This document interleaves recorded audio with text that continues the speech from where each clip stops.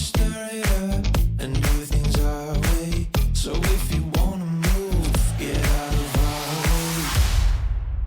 our way. Hey. We're back. Yep, that's right. We are back. And we kind of have some, this is really kind of, it depends on what, and it's a little mean joke, but I didn't say, you, me, and Kenya are all equals now, and that none of us are probably employed by Bravo by the time people hear this. This episode. Some things are going on in Atlanta. Like, we had to jump in on that. Some things? Oh my gosh. Yeah. Girl. Like lots of things. Well, one big thing. Oop. Yeah, they're filming the new season. Mm-hmm. And she was hosting an opening for her hair salon.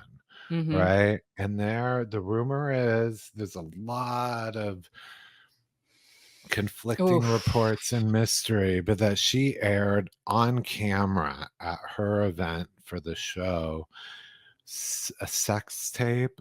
I've heard varying accounts, 4 screens with sex, a sex tape of the new hire. What I've heard is that she put up posters of an image of the new housewife, Brittany Edie, either performing fellatio on a man or with her face near a penis. That had come from her OnlyFans page, and that she put them all up around the studio, her hair studio, Kenya's hair studio, and then that was filmed. So it was there at the filming when everybody got there for the filming, and this was something that nobody knew about. And Brittany was not happy with this. Everybody was shocked at this because it wasn't just like a joke, and like it seemed unprovoked. That's what people are saying. So I've heard there's a lot I've of heard discourse. Audio. I have heard audio. I mean, it's floating around the internet. It's just audio, and I don't know if it necessarily syncs up with the event or the unveiling, but it's Kenya saying like she's a $1,400 OnlyFans hoe. Something like that. I heard $1,400 hoe, all that kind of stuff. So I didn't say the meat of it here, though, is that Brittany filed an HR complaint, and Bravo has suspended indefinitely Kenya Moore from Real Housewives of Atlanta. Yeah. People are talking about this a lot, about it being a double standard. Why wasn't Tom Sandoval suspended because of the revenge porn lawsuit from Raquel Leviss, Rachel? And there's a great TikToker who I have to credit our follower Sutton's Purse Vodka. She turned me on, her Twitter page turned me on to this TikTok creator who is Erica from Black Girls Who Brunch. So she's got a great one. This too. Shout out to SME. And I thought it was great because Erica did several posts, and she used to be like a defamation lawyer. So she knows how all this stuff goes. And she basically was saying, look, what happened with Sandoval was not during filming, was not during employment, it was not shown on camera. And so is it kind of under the purview of Bravo? A little bit, but not exactly. This was done on camera. For cameras. Too. Yeah. And with production, like, that's why this is different. She also was talking, because people are like, well, what about, Phaedra? And this brought up something that I did not know.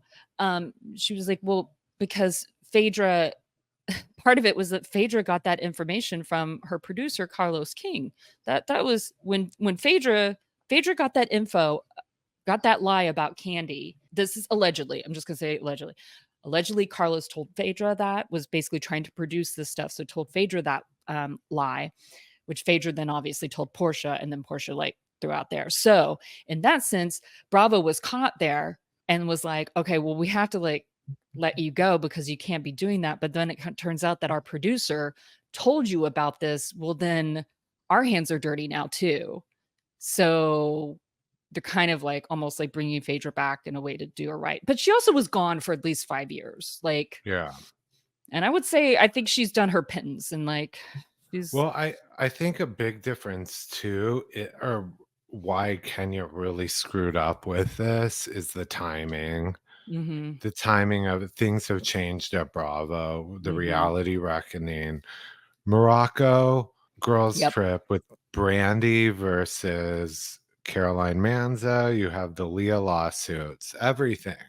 And it's just, it used to be that these kind of stunts, you're an independent contractor. What you do on camera is your business.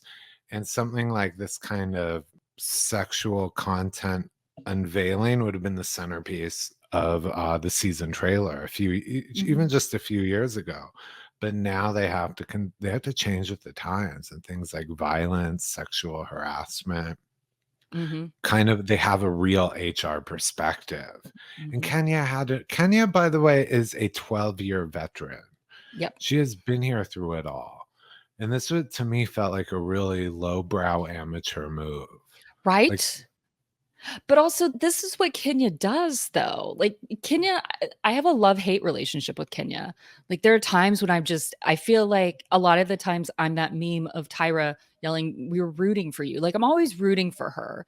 But kind of like what I said mhm, last episode about I compared her, Kenya and Lindsay to each other, is that they use their sad pasts to gain sympathy in order to try to get a pass for the shitty things that they do to other mhm, women. And this is a prime example. This is another yeah, prime example of what she does. I mean, the way that like Kenya has treated Marlo in the past, the way that, and Marlo's another thing, but not thing, Marlo is a whole other issue there. But she's the way she talks down to people all the time. It's just, I mean, she's definitely got this whole like, I really want love and I really want you to love me, but I'm also going to push you away and hurt you mhm. before you can hurt me. She knew that joke wasn't funny. It's not a funny joke. It's not a joke. Yeah, it's such an amateur. I would get it if, say, the new girl did this to Kenya, someone coming on the show to make a big splash, and they thought Mhm. completely still out of line, but they're desperate to earn their spot. Kenya is a 12-year, at this point, she is what would be the OG or the matriarch, the reigning anchor of the show. This was her season to shine. She didn't have Kenya. I'm sorry, Kenya didn't have Candy. Mhm. There wasn't Sheree. I mean, she was the OG and the anchor. This is like really lowbrow season one Vanderpump Rules kind of garbage, you know? Yeah. This is like Jackson, yeah, Do you think so. that maybe because in a sense she was like the number one guy in the group, she got too big for her britches in a sense and was like, "Oh, I can do whatever I want now because I'm the top girl. Like they're not going to get rid of me." And then Bob was like, "Oh, fuck yeah, we Yeah, will." yeah. That does bring up a good point because I think this actually could be beneficial for Atlanta because it has, there's been a lot of talk about following the path of New York and doing a reboot Yeah. or a shakeup and everything Mhm. like that. And I think this is the perfect opportunity to pivot because they have Portia back. And at the moment, then with with Kenya suspended indefinitely, I don't see them bringing her back. And it's No. not just because what she did was so horrible, it's the climate. It's the Mhm. climate with HR, with lawsuits. They need to show that that the company, that the producers, everyone takes this kind of stuff seriously. But they already have Portia back on the show right now.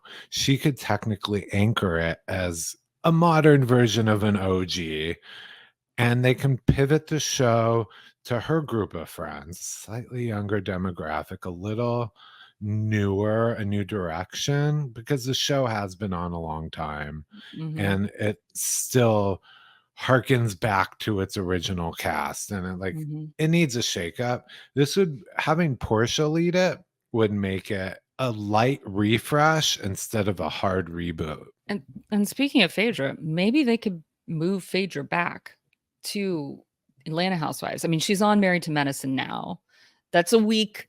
It's she's good on Married to Medicine, love her, Mhm. but it's a weak stretch for her to like get on the show. But it was in a way, it was like an olive branch of like, let's see if you can do this. Like, we put you on Mhm. Girls Trip, and then we put you on this, and then you were a fan, and then she was a fan favorite on Traders. So maybe they try to see about putting her back. But I wonder though, I wonder how her relationship is with Portia though, because that's what would be weird if they were the two Oh, main yeah. ones. Because yeah, I don't know. Portia has been, giving nods on social media in support of Kenya.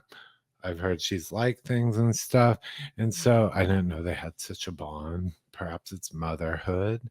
But, I mean, they just need Kenya's been on the show 12 years, and we're seeing in other franchises where they're trying to kinda shed, "Look, they got rid of Vicky." You don't want it to come to New York where they just have to Yeah. shut the whole show down. That's why I keep like, take Portia, maybe bring back Phaedra, but go in a different direction Yeah. without having to end the series and start a new RHOA part 2, like they Mhm. did with New York. I will say though, I do think this is just my opinion, just my opinion from working in the casting world, but I do not have any like specific knowledge, particularly about like Atlanta Housewives. But I do know like there's so much reality television that actually is filmed in Atlanta and that is based around Mhm. Atlanta and that has been over the last like 10 years. Atlanta is very farmed out when it comes to finding cast members, to be honest with you. 'Cause I do know there are that. so many other shows pulling from the So many shows, I so many see. shows. And as big as Atlanta is, it is not New York, it is not LA, it is not Mhm. Chicago, it is not Miami. It is large, but it is not still that big. It's almost like, I don't know, maybe it should go away for a year, you know what I mean, to Mhm. kind of regroup and like give some time for some fresh stuff. But so many shows and shows you don't even know exist have been farmed Mhm. out there. Carlos King knows, like, he runs shows because he don't work for Bravo anymore. You know, he's got his own stuff going on, but like so many own shows, so many Will Packer shows, so many shows like are based out of Atlanta and cast out of there. So it can be, I would say this though, if there's anybody who lives in Atlanta who would like to be on Real Housewives, don't go for anything else. Don't get called in Yeah. for anything else then. No other reality dating show. Come on, don't do that. Nope. That's something I will say, that's good advice. They know when you've been trying out for every other show, and they know Mhm. when you've been overpitched. And when Yep. you've been overpitched, you look desperate and you're not desirable. Mhm. Like, I'm going on doing a lot of friend of cameos. Let me give you an example. Who is that woman? Oh god. Ramona's friend, one of the last Elaine. seasons. Elaine. Elaine. She Yep. was she was doing she was doing some pop, they flash back. She was in seasons as a friend of background, etc. And in Bravo they say, why buy the cow when you can get the milk for free? So if you think you're gonna go make your rounds on various Bravo shows in the background and kind of circle your way up, you don't want that. They don't No. want that. It's definitely good to like know the casting directors or the casting people and to be on their radar and to talk to them and to have them love you. Awesome. But like do their if you're good enough, if you're memorable enough, they will find a show for you or they will get you on Yeah. the show. They will find a way if you're right for it. You know what I mean? So yeah. They're not gonna take you you can show up on Below Deck as fabulous as you want, make a Mhm. splash. It's not gonna get you transferred onto Housewives. You No. can't JC your way into Housewives, basically. It's so true. Well, this real quick, this did kind of like make me think between what happened on Morocco girls trip, what's happening with New Jersey, right? I mean, we haven't even talked about New Jersey. You haven't Mhm. watched it. I mean, I have to it's there's so much with sometimes like so much toxicity with a lot of the shows nowadays, I feel like, and with the fandoms lately it's starting to become not as much fun as it used to Mhm. be. Like, you talk about how from the very beginning since I first met you, how you watched them because you don't like your housewives relatable because you wanna see it as aspirational. I And don't watch it to be like, "Oh, they remind me of." I'm like, "Give Mhm. me something I don't see in my everyday life." Right. And I somewhat disagree with you, yet at the same time, though I do agree with you, because the way things are kind of happening nowadays, I feel like it's all fighting at dinners, fighting on trips, fighting at this, fighting at that. It's none of like like here, let's have an aspirational, like fun trip to somewhere, and it's just gorgeous and it's beautiful, and like we did funny things and whatever. And I know you need to have a little bit of drama, but I kind of need the break from the drama. I need them to have the like ups and downs, like to pace themselves. And it just seems like with some of the franchises, the Housewives specifically, it's just getting too toxic. I don't know. How are you feeling about that? Well, yeah, that's why I'd like them to pivot right now with, like, say, Atlanta to Portia anchoring it. I think they've let these OGs and they've let some of these casts run too long to where, like, New Jersey is the prime example.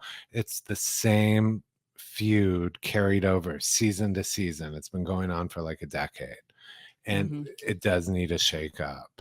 It's not an issue of age. I'm not saying go younger, like, to make it cooler. I'm saying you just need fresh blood. I mean, they Yeah. keep circling back with shakeups where they bring back someone who left the show how many times? And I love Sheree. Sheree's not one I'm against bringing back. I love her. But how many times have they brought her back? I mean, it's Yeah. like they keep dipping into the past. These shows aren't really going and looking to the future. Now's the time. Well, again, that's what I'm saying. It's hard. I think it's harder to cast that show. You know, it's just it was hard. I mean, I worked on casting the last season of Married to Medicine. It was hard to cast that season. And basically the only real new one they brought in was oh my God, I can't even remember her name now. Somebody's yelling at the thing. But anyway, there's just like basically one new girl, and you were like, oh, okay. And she barely was on there. And she literally, like, truly, her audition tape, she sparkled so much more than she did on the show. Like, I think she just got on the show and just kind of like was like, oh, I got to be this. And it was like, no, girl, you gave us this in the audition. You're supposed to be that. Like, although I will say, I think that group of women is quite intimidating. I would be the same. So anyway, sometimes for you guys, I wish it was like a classroom, like a college classroom, so I could point and play, like a screen projector behind me, because I have been watching this clip a lot, and it's been all over social media. But it is Nene, who, by the way, if you're going to bring someone from the past back, it's never going to happen. Nene's been part of the lawsuit circle, but she to me, objectively, like, I know last week we did a tribute to Luann as a favorite, one of the greatest, but I'm just like, if you look at it in terms of gifts, in terms of Nene's number one. Nene has the most media pop culture impact of any housewife ever. She's even in the Smithsonian. So I mean that she's really? she's included in a mural. She's Oh included in a mural of African American entertainers and people who've contributed to culture over the years. I mean, no, she's iconic, and as much we probably won't see it because of these lawsuits. However, if you can't get her, then move forward. Just like move forward. I mean, let New Jersey be I want to say New York, but New York, we're talking about New Jersey. Before this, New Jersey was the one teetering on the edge, and now look what Kenya hit the gas. Yeah. And I'll show you, Teresa and Melissa. Guess who can take a franchise faster? Yeah. Like, Kenya basically said, "Here, hold my beer." Yeah. She's like, by the way, one last thing. Well, Kenya isn't filming. She's also not getting paid because these contracts are, I guess, just say as the contracts, the amount you'll hear, oh, someone's getting paid $2 million a season. That's assuming that they film everything throughout the season. So, and they don't get paid till the season airs. So, which we've gone over. But the point is, Kenya's losing money. It's not like they're sitting her on the sideline for a paid break. It's pay or play, film for finance. No. So she is losing money. So possibly permanently. On that note, you know who it would be amazing if we had money to lose, but a way you could help us like build our dreams and make some is to rate, review, and subscribe. Pretty Corrupt Podcast. That's right. Make sure you hit subscribe because we're dropping episodes like any day. Something amazing happens, and we want to give you the take you inside it in real time. So just hit that subscribe and you won't have to worry about missing it. Also, make sure to hit us up on social media. That is at Pretty Corrupt Podcast on TikTok and Instagram, and at Pretty Corrupt One on Twitter. Of course, from those profiles, you can find our personal accounts, Stacy's, Nate's, and mine. So you could see us dying to get on a show that gets canceled too. It'd be a privilege for us. Is it better to have loved or lost than to have never been better to have been filmed and been fired than to have never filmed before? On that note,